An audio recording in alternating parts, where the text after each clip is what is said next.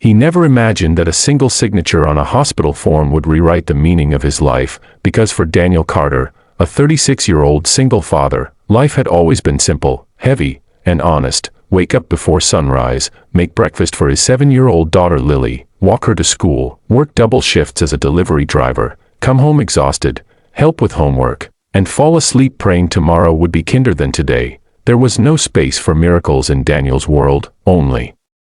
responsibility, until the night he overheard a quiet conversation in a hospital hallway while picking up his daughter from a free clinic where she volunteered with him for school credit, a conversation about a woman whose kidneys were failing fast, whose family was gone, whose name was unknown, whose donor list was empty, and whose time was running out, and Daniel didn't know why his chest tightened as if the words were meant for him, but something about "no one left" echoed louder than the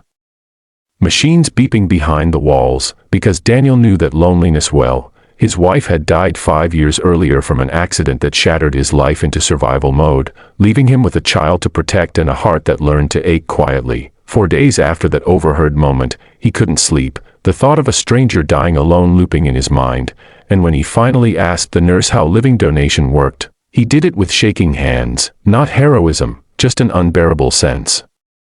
that if he could help and didn't, he'd never forgive himself. And when he was tested and found compatible, the doctors were shocked, warning him of risks, time off work, complications, a harder future. But Daniel only thought of Lily growing up believing kindness was optional, and he refused to teach her that. He never asked the woman's name, never asked what she did or who she was, because it didn't matter. A life was a life. And the day of the surgery he kissed Lily's forehead, smiled like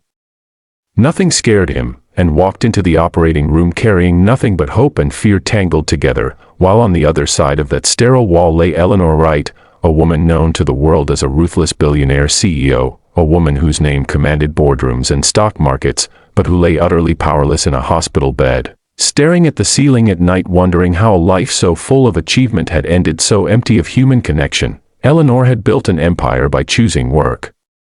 over warmth, ambition over attachment, control over closeness, and by the time her health collapsed, the people around her were employees, not family, assistants, not friends, signatures, not hands to hold, and when doctors told her a stranger had volunteered to donate a kidney, she laughed bitterly, convinced it was a mistake or a publicity stunt, because no one did things like that without wanting something in return. Yet when she awoke from surgery alive, breathing, alive because someone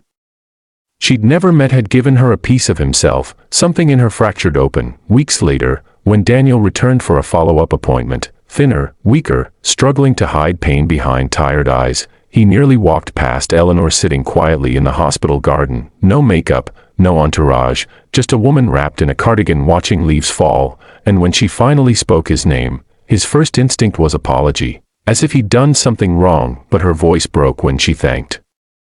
him, not with the polished tone of a CEO, but with the trembling honesty of someone who had been saved when she least deserved it, and Daniel listened awkwardly, uncomfortable with praise, until she asked why he did it, and he answered simply, because someone needed help, and I could help, a sentence so plain it shattered Eleanor's lifelong belief that power was the highest currency. Over the following weeks, their conversations grew, short at first, then longer, Eleanor learning about Lily, about bedtime stories and grocery budgeting, about a man who measured wealth in laughter and survival, while Daniel learned nothing of her billions, only that she had no family left and night still scared her. And when Eleanor quietly discovered that Daniel had lost his job during recovery and was hiding eviction notices in his backpack, she felt something she'd never allowed herself before, not pity, but responsibility, not charity, but connection. Yet she said nothing, because she needed to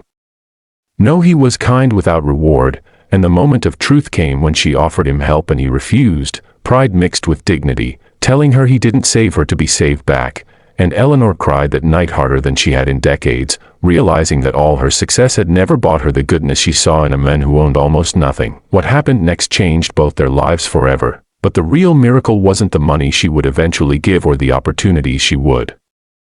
open. It was the slow rebuilding of trust in a world that had hardened them both. Daniel learning that accepting help wasn't weakness, Eleanor learning that love didn't have to be earned through achievement, and Lily watching two broken adults become whole in different ways, not through contracts or headlines, but through shared meals, honest conversations, and the quiet understanding that the greatest power on earth is choosing to care when no one is watching. And if this story moved you, if it reminded you that kindness still exists in a world that often forgets it, then take a second to subscribe to this channel, because every story we share is meant to restore faith, spark compassion, and remind you that ordinary people can do extraordinary things. Your support helps these stories reach hearts that need them most.